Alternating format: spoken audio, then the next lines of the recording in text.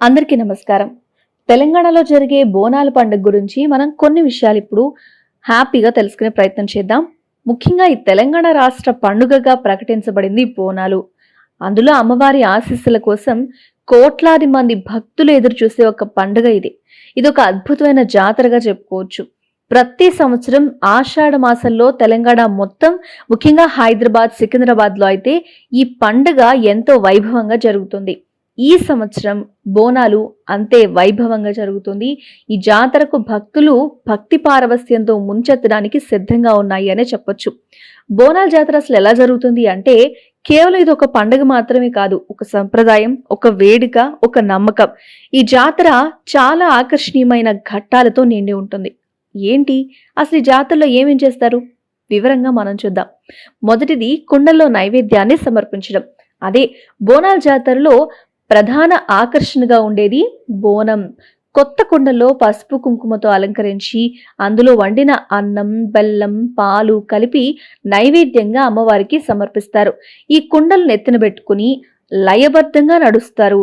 సంప్రదాయ దుస్తులు ధరించిన మహిళలు ఊరేగింపుగానే దేవాలయాలకు చేరుకుంటారు. ఇదే అత్యంత ప్రథమ ఘట్టం, చాలా ఆకర్షణీయంగా ఉంటుంది. ఆ తర్వాత పోతురాజుల విన్యాసాలు. బోనాలు ఊరేగింపు జరుగుతుంటే పోతురాజులు ప్రత్యేక ఆకర్షణగా నిలుస్తారనే చెప్పొచ్చు. ఒంటి నిండా పసుపు పూసుకుంటారు, ఎర్రటి ధోతి ధరిస్తారు. వాళ్ళు ధోతి రెడ్ కలర్ లో వేసుకుంటారు. అమ్మవారికి ప్రతిరూపంగా కొరడాలతో విన్యాసాలు చేస్తూ భక్తులలో ఉత్తేజాన్ని నింపుతారు. ఇంకా తరువాతది రంగులమయమైన శోభాయాత్రలు. అవును, బోనాలు ఊరేగింపు జరుగుతుంటే చాలా కలర్ఫుల్ గా ఉంటుంది చూడ్డానికి. అన్ని రంగులు కనిపిస్తుంటాయి.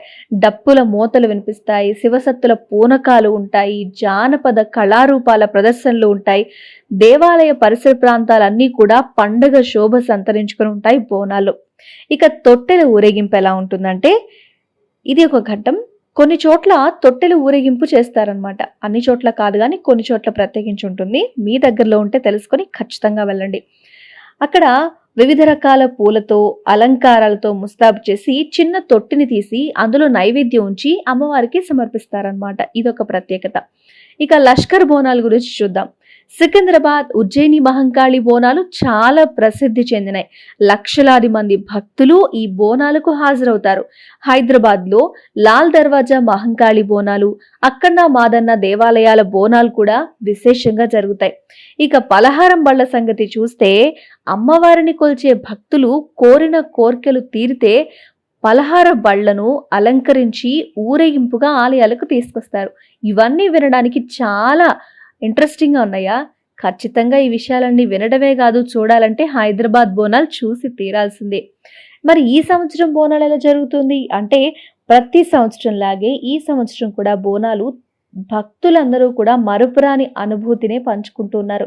అయితే ఈసారి ప్రత్యేకంగా ఏం జరుగుతుంది, ఏమేమి సిద్ధంగా ఉన్నాయి అందరినీ ఆకట్టుకోవడానికి అంటే, నిఘా వ్యవస్థ ఇంకాస్త పటిష్టం చేశారని చెప్తున్నారు. ఎందుకంటే ఇంతమంది భక్తులు వస్తున్నారు కాబట్టి వాళ్ళకి భద్రత కావచ్చు, చాలా ఇంపార్టెన్స్ ఇస్తున్నారు.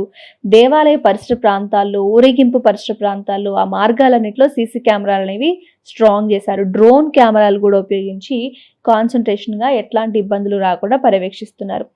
ఇంకా ప్రవేశ ద్వారాలు, క్యూ లైన్లు. మనం ఎక్కువ మంది వెళ్తే క్యూ లైన్లు అనేది లేకపోతే హడావుడైపోయి దర్శనం జరగక చాలా ఇబ్బందులు పడతారు. కాబట్టి క్యూ లైన్ల ఏర్పాట్లు కూడా చాలా ఈజీగా వెళ్ళి దర్శనం చేసుకునే విధంగా ఉంటాయి.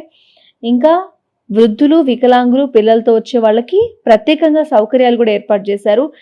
ఇక ఇది పర్యావరణ హిత బోనంగా ఉండేలాగా చూడాలి అనేది ఈ సంవత్సరం ప్రత్యేకించి చేస్తున్నారు. అంటే ప్లాస్టిక్ వాడడం తగ్గించేశారు, బయోడిగ్రేడబుల్ వస్తువుల్ని ఎక్కువగా వాడడానికి ఉపయోగిస్తున్నారు.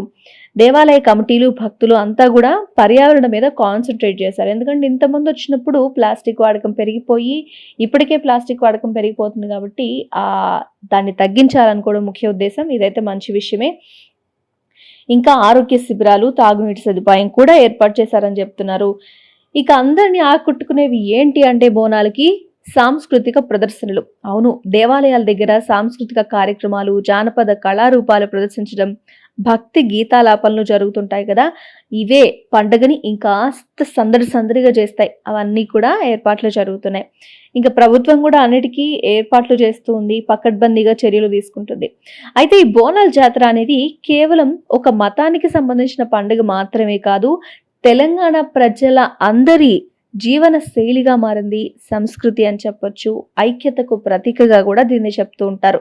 ప్రతి సంవత్సరం ఈ బోనాల జాతరకు వచ్చి అమ్మవారి ఆశీస్సులు పొంది తెలంగాణ సంస్కృతిని దగ్గరగా చూసే అవకాశం మీరు అస్సలు వదులుకోకండి. మీ చుట్టుపక్కల ఊళ్ళల్లో మీ బంధువులున్న వాళ్ళందరినీ తీసుకుని ఒక్కసారి వెళ్ళి అమ్మవారిని దర్శించుకోనండి. ఈ బోనాల సమయంలో మీరు చెప్పలేనంత ఆనందాన్ని పొందుతారు. కాబట్టి భక్తి భావంతో అమ్మవారిని కొలవండి.